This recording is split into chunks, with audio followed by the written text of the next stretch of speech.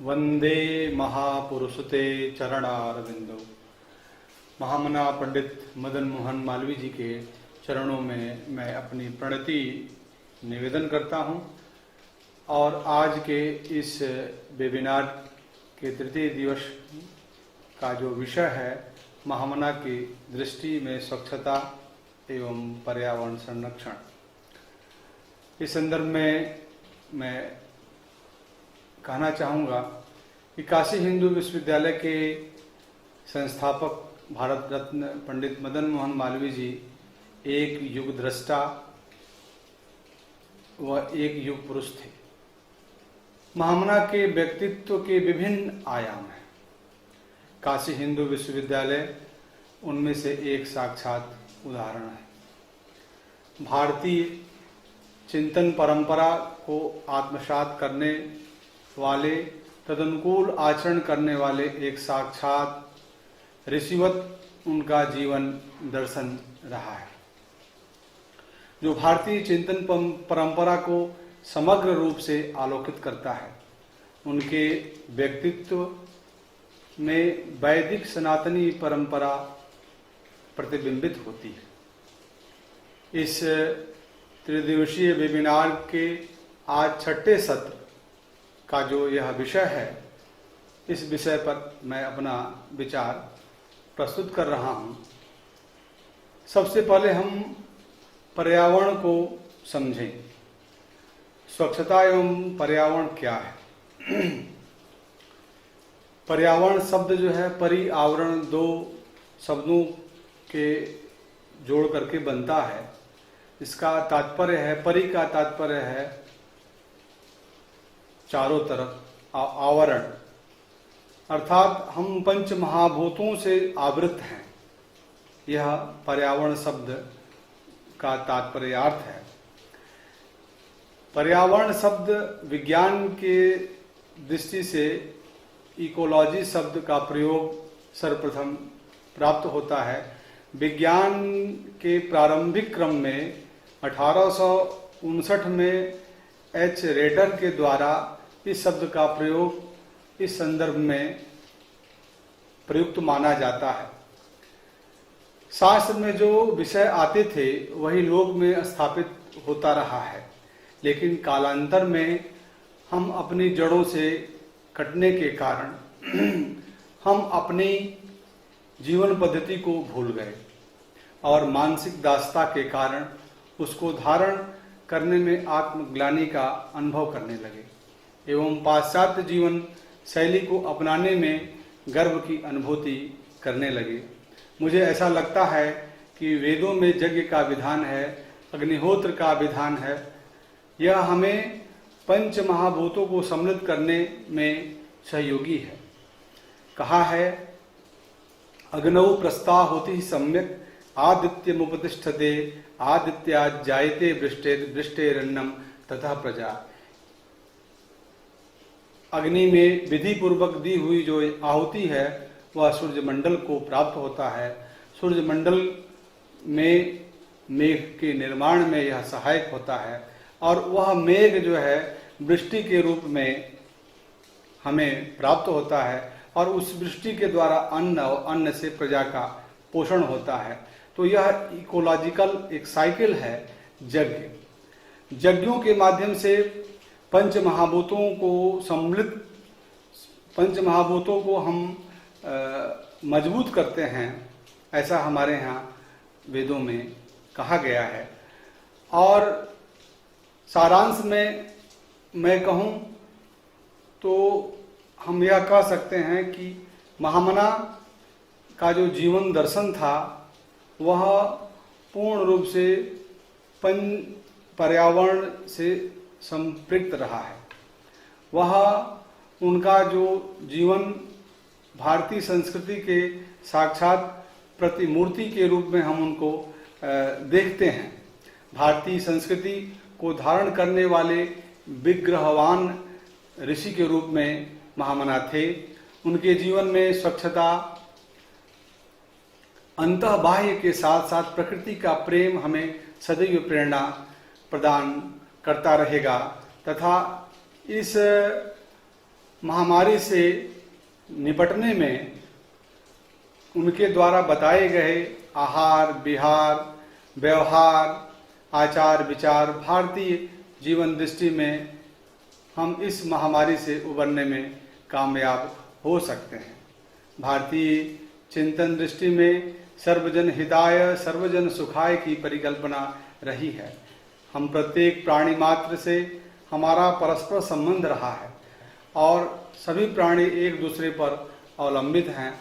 हमारी वैदिक संस्कृति ने प्रत्येक जड़ में देवत्व की परिकल्पना की गई है। हमने पृथ्वी को माँ कहा। अथर्ववेद में आता है माता भूमि पुत्रो हम पृथिव्या।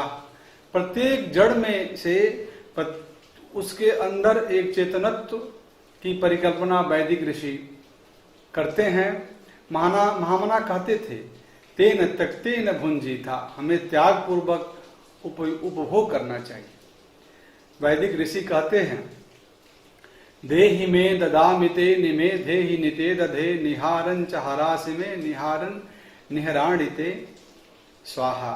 इस मंत्र का भाव यह है कि तुम हमें विहित हविरान्न दो तो हम तुम्हें वृष्टि प्रदान करेंगे। इसका तात्पर्य यह है कि प्रकृति भी हमसे अपेक्षा करती है। कहने का भाव यह है कि भारतीय संस्कृति में देवत्व की परिकल्पना का आधार प्रकृति प्रेम ही रहा है। वृक्षों वनस्पतियों लताओं में देवत्व की दृष्टि हमारे जीवन दर्शन का एक आधार रहा है। लेकिन विकास की इस अंधी दौड़ ने धीरे धीरे हमारी दृष्टि को बदल डाली। आज पूरा विश्व कोरोना महामारी से जूझ रहा है। इसका मूल कारण यही है कि हमने प्रकृति का निरंतर दोहन किया और कुछ दिया नहीं। स्वच्छता को महामना दो रूपों में देखते थे,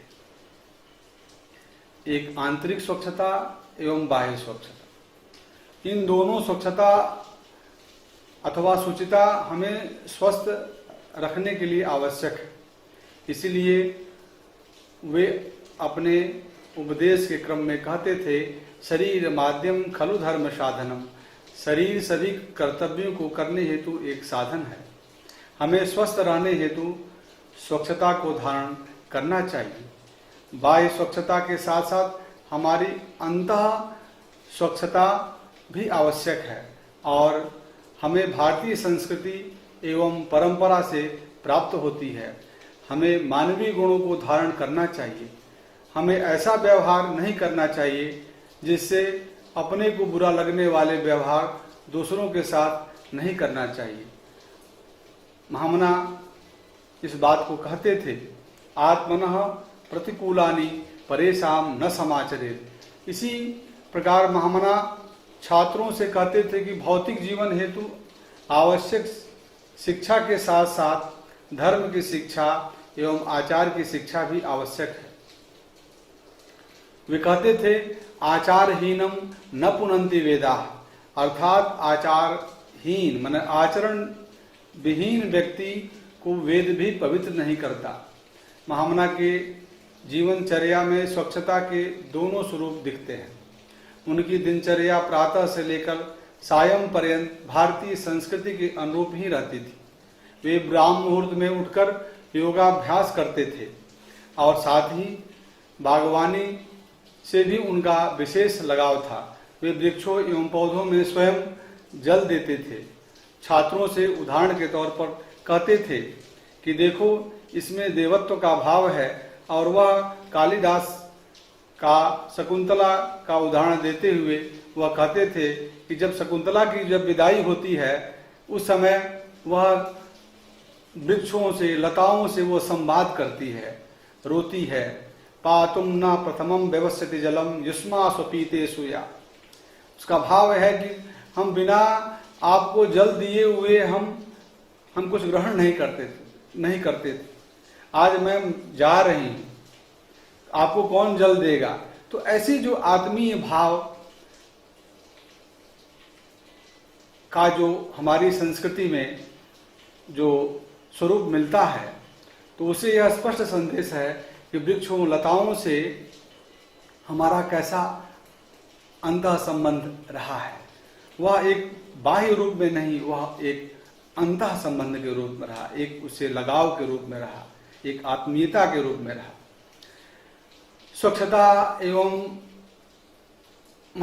स्वच्छता एवं पर्यावरण की दृष्टि से अगर हम विचार करें तो महामना का प्रकृति प्रेम का प्रत्यक्ष उदाहरण है काशी हिंदू विश्वविद्यालय का यह परिसर। इस विश्वविद्यालय का संपूर्ण परिसर वृक्षों वनस्पतियों से आच्छादित है। सड़कों के किनारे किनारे चारों तरफ फलदार वृक्ष उनके द्वारा लगाए गए तथा वृक्षारोपण के लिए छात्रों को भी प्रेरित किया करते थे। विश्वविद्यालय में भैखज्य उद्यान, द्रव्य गुण विषयक औषधि उद्यान, वनस्पति उद्यान आज भी विश्वविद्यालय में दिखाई पड़ता है। यह महामना की प्रकृति प्रेम को दर्शाता है। विश्वविद्यालय के स्थापना काल में काशी राज परिवार से जो यह भूमि मिली उनमें 22 गांव बसे थे। जब विश्वविद्यालय का स्वरूप निर्धारित किया जा रहा था तब उस समय के तत्कालीन संयुक्त प्रांत के इंजीनियर एक विदेशी थे। उनसे उन्होंने यह कहा कि विश्वविद्यालय परिसर क्षेत्र में जितने भी कुएं तथा तालाब एवं पेड़ पौधे हैं तथा उन्हें यथावत क्रम में रखा जाए, उनमें उनके साथ किसी प्रकार का छेड़छाड़ न किया जाए। इसी प्रकार से जब उन्होंने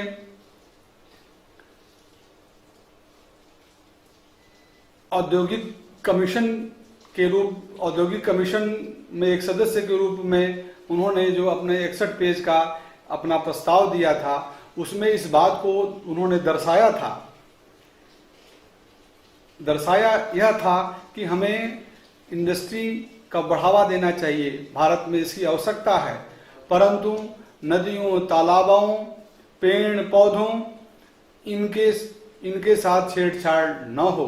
प्रकृति के साथ हम कृषि को टेक्नोलॉजी के माध्यम से हम उसको आगे बढ़ावें, लेकिन उसमें हम प्रकृति के अनुकूल ही हम उनका दोहन करें। उसमें विशेष रूप से उन्होंने गो संरक्षण और गोपरक कृषि को बढ़ावा देने की उन्होंने बात कही थी।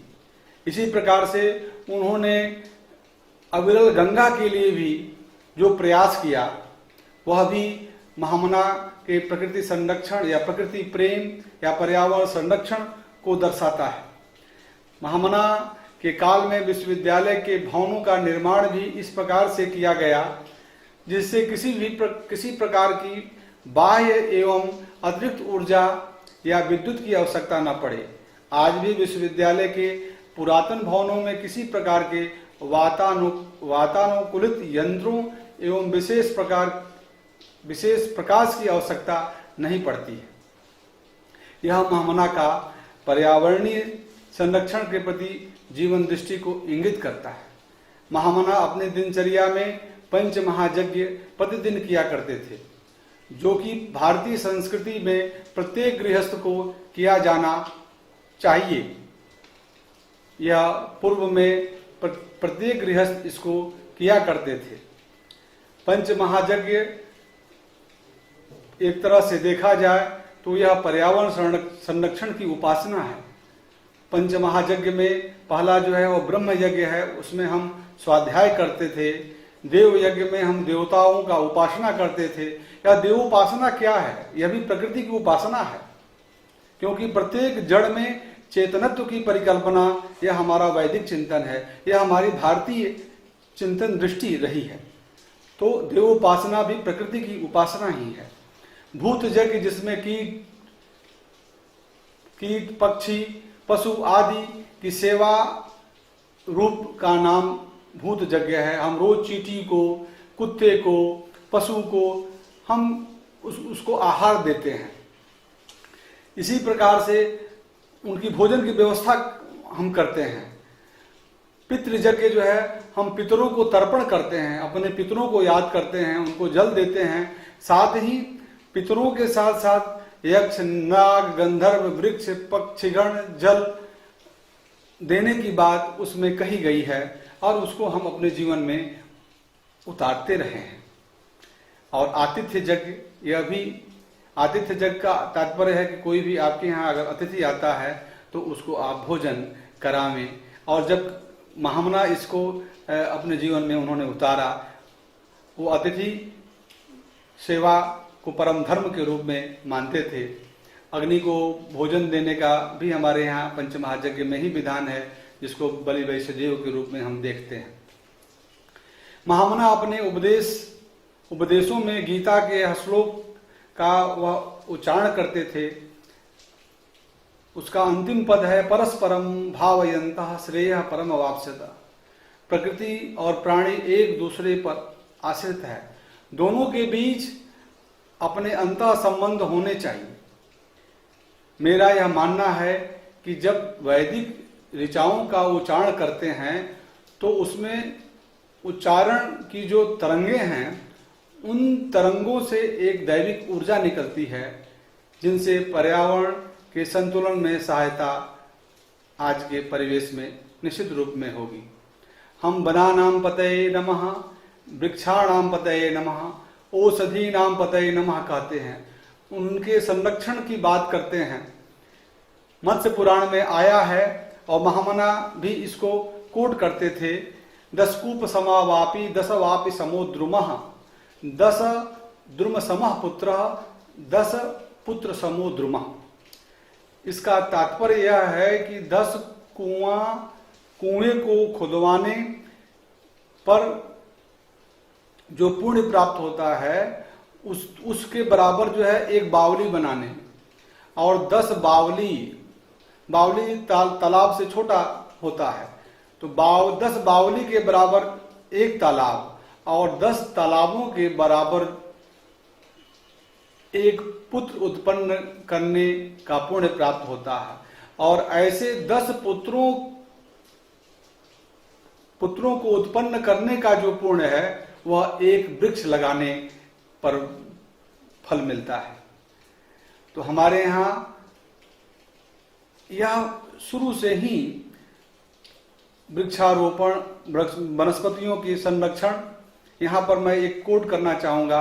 आचार्य जगदीश चंद्र बसु ने जो वृक्षों में संमिलता की बात की परिकल्पना उन्होंने उनके मन में जो आई, वह उनके माता का एक कथानक है। उस कथानक के माध्यम से उन्हें यह प्राप्त हुआ कि तुलसी माँ सोई हुई होगी, रात में सो गई है, तुम तुलसी पत्र मत तोड़ो। वह उनके विचार में मन में कौंधता है और बाद में इस पर वह काम करते हैं और यह सिद्ध होता है कि वृक्षों में, वनस्पतियों में भी चेतन तत्व है, उसमें भी जीवन की परिकल्पना है। उसको उन्होंने अपने ऑटोबायोग्राफी में इसका उल्लेख किया है। तो कहने का भाव यह है कि हमारे यहाँ जो बातें कही गई हैं वह पूर्णतया वैज्ञानिक है, लेकिन उस पर हमें वैज्ञानिक धरातल से चिंतन करने की आवश्यकता है। मैं अपनी बात को आगे बढ़ाते हुए इस बात को आगे कहना चाहूँगा कि हम नित्य जो है, जब हमारे यहाँ संस्कार, कोई भी संस्कार होता है, या हम नित्य अपने पूजन के क्रम में भी शांति पाठ करते हैं, उसमें हम जो मंत्र आता है, देवहु शांति, अंतरिक्षः शांति, पृथ्वी शांति, आपः शांति, तो सब में शांति शांति की जो भाव है, यह भाव यह है कि सभी जो पंच महाभूत हैं उनमें साम्यावस्था बनी रहे। आज कोरोना महामारी के संदर्भ में महामना का जो चिंतन, जीवन दर्शन जो है, वह हमें प्रेरणा देती है। और उसको हम इस रूप में भी कहें कि महामना आहार शुद्धता को बहुत बल देते थे। उनका यह कहना था कि आहार जैसा हम भोजन करेंगे वैसा ही हमारा मन, मस्तिष्क, हमारी बुद्धि होगी। तो आहार शुद्धता होनी चाहिए। छात्रों को वो दूध पीने का संदेश देते थे, दूध पियो, कसरत करो और जपो हरि नाम, धीरज से कार्य करो, पुरवेंगे सब काम। तो यहाँ पर जो दूध पीने का है, शाकाहार को जो बल देना है, यह भी आज के इस महामारी में पूर्णतया आवश्यक है, क्योंकि यह बात आई है कि जो शाकाहारी हैं और जो हमारे प्रतिदिन जो दिनचर्या के क्रम में जो योग है, प्राणायाम है, यह सब भी हमारे लिए बहुत ही लाभप्रद है, क्योंकि इससे हमारी रोग प्रतिरोधक क्षमता, हमारे अंदर वह इम्यूनिटी सिस्टम जो है वह उसका विकास होता है। तो महामना का जो यह जो संदेश है, शाकाहार का हम पालन करें भोजन में, यह आज के क्रम में यह बहुत ही उसकी उपादेयता है। आज के समय में स्वच्छता के लिए भी इस विषाणु से बचने के लिए जो उपाय बताए गए हैं वह हमारी भारतीय जीवन का एक अंग रहा है। उदाहरण के तौर पर मैं कुछ विषयों को रखूंगा, क्योंकि देखिए महामना का जो जीवन चिंतन है, दर्शन है, वह भारतीय जीवन को जीने वाले एक ऋषि थे। उनका सुबह से लेकर के शयन पर्यंत जो उनकी दिनचर्या थी, एक तरह से कहा जाए कि वह शास्त्र को जीते थे। अनेक कथानक है उनके इस संदर्भ में, और आचार विचार को वो बल देते थे। उन्हीं कुछ संदर्भों को जो आज के हमारे वैज्ञानिक इस बात को कह रहे हैं कि हमें इस प्रकार से शुद्धता का पालन करना चाहिए, हमें हाथ बराबर धोना चाहिए, कपड़े जो हम पहन करके जो आते हैं उसको बाहर ही रख दें, उसको धोल करके ही पहने, इत्यादि बहुत सी शुद्धता के लिए जो बात आज के वैज्ञानिक जो कह रहे हैं, इसको हमारे ऋषियों ने अपने ढंग से कहा है, और ये चीज हमारे जीवन में भी इसका अनुपालन प्रयोग में भी रहता रहा है। परंतु कालांतर में हम उसको उपेक्षित और हीन ग्रंथि के कारण हम उसको छोड़ दिए कि मुझे उससे लगा कि ये तो पिछड़ापन का द्योतक है। लेकिन हमें महामना से इन सब चीजों के लिए प्रेरणा लेनी चाहिए। और मैं इन विषयों के संदर्भ में कुछ संदर्भ को यहाँ पर कोट करना चाहूंगा। वाधुल स्मृति है, वैदिक स्मृति है, उसमें कहा गया है स्नानाचार विहीनस्य सर्वास्यु निष्फला क्रिया। स्नान और शुद्ध आचार के बिना सभी कार्य निष्फल हो जाते हैं, अतः सभी कार्य स्नान करके शुद्ध होकर करने चाहिए। न अप्रक्षालितम पूर्वधृतम वसनम विभ्रियात्। ये विष्णु स्मृति में आता है, माने पहने हुए वस्त्र को बिना धोवे पुनः न पहने, पहना हुआ वस्त्र धोकर ही पहने, इसका यह भाव है। महाभारत में भी आया है कि न चैव आद्राणि वासांस नित्यम सेवेत मानवः न आद्रम परिदधीत, माने गीले कपड़े नहीं पहनने चाहिए। चिता धूम सेवेन सर्वे वर्णा स्नानम आचरेयुः बमने इमश्रु कर्मणि कृते च। स्मशान में जाने पर, बमन होने पर और बाल बनवाने पर स्नान करके शुद्ध होना चाहिए। हस्त पादे मुखे चैव पंचाद्रौ भोजनम चरेत, ये पद्म पुराण में आया है। ना प्रक्षालित पाणिपादौ भुंजीत, हाथ पैर और मुंह धोकर के ही भोजन करना चाहिए। न वार्यम